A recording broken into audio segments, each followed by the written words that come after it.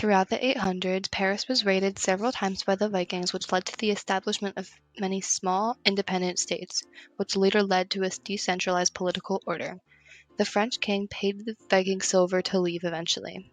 From 986 to 1328 CE, Paris was ruled by the Capetian dynasty, which was a Frankish group. There were several rebellions in Paris during the Hundred Years' War. The first rebellion was from 1357 to 1358, called the Merchant Revolt. It was led by Etienne Marcel, and he was eventually captured and killed by royalist forces. In 1382, there was a tax revolt called the Maillot Uprising. In 1413, the Cabotian Revolt occurred. In around 1328, Paris was struck by the bubonic plague, which killed thousands and devastated their population. Following the Hundred-Year War, Paris was unable to keep the British from invading, and from 1420 to 1436, the English had control. In 1431, Henry VI of England was crowned King of France, and the English did not leave until 1436, when the French finally regained control.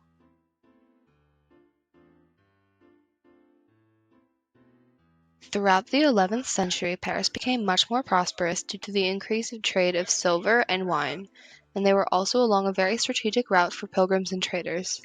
They quickly grew to become one of the largest towns in Europe, with a population of almost 200,000 people, which was the largest city in Europe at that time. At the beginning of the 12th century, several student and professor uprisings led to the creation of the first university in France. Louis IX appointed the chaplain, Robert de Sorbonne, to establish the school, which was later named after him, Sorbonne College. In Paris, the main religion of the time was Roman Christianity due to the introduction by Charlemagne several centuries prior.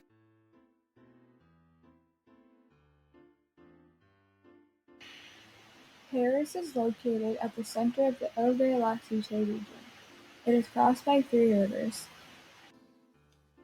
River Seine crosses through the center of the city, and for this reason, Parisians have become accustomed to referring to places as either in the left or the right bank of the river.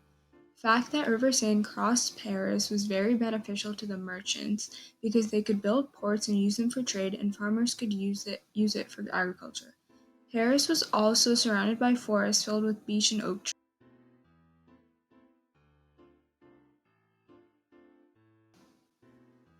As for the architecture, the most famous one is Notre Dame, which was a church in Paris, and its construction began in 1163. A new style was introduced in the building of Notre Dame, which is known as the Gothic style, and one of its most well-known features is the flying buttress. Notre Dame also caused Paris to become the prominent place for religious activity in France. Another piece of architecture is the Louvre, and the construction of the Louvre began in 1202 for defensive purposes, since the Vikings had camped there during a siege. At first, it was only a castle that was built there, just outside the city wall, in order to better the western defenses, but the University of Paris was also very important to Paris, and is considered to be the second oldest university in Paris. It was a major center for mathematics, theology, and law, and became one of the best centers for learning.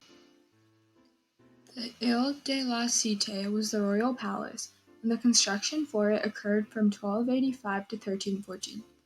This caused the city to have political importance as well, since the kings lived here. For trade, the Parisians traded along the Seine River. In the 11th century, they traded silver and became even more prosperous. Also, since the Seine River had ports, it made it easier for the merchants to trade in Paris. So trade flourished. Paris was governed by a royal provost who was appointed by the king. Also, merchants were very important to the Parisian government, and they even adopted their own coat of arms, which was the symbol of a boat. Paris expanded outward from the center of the city. A defensive wall was built on both the right and left banks to protect the settlements after the city was sacked. The city proper is small, and no corner is 6 miles or farther from Notre Dame Cathedral. The streets were also paved in 1184. Some notable leaders in Paris of that time are Clovis I, who was the first king of Franks and made Paris the capital of his empire. King Philippe Auguste built the wall around Paris and the Louvre fortress, and King Henry VI of England was also crowned as the King of France during his rule. Gender relations in Paris were like those of any other country in Western Europe from that time. Women were meant to be like the Virgin Mary, and they would stay home to take care of kids in the house and would cook and clean while their husbands worked. However, some lower-class women would have to work with their husbands in order to get more money to help their families. Women could also have positions of power in Parisian government, but usually just as interims if their son or husband had died. Spanish explorer Ramon Lull thought that Paris was the Mecca of Western Europe and visited 4 times. The first time he visited, he wrote the book Felix about a pilgrim who visits the same city. The other 3 times he visited, he was trying to teach and convert the people to Christianity because he didn't think they were religious enough.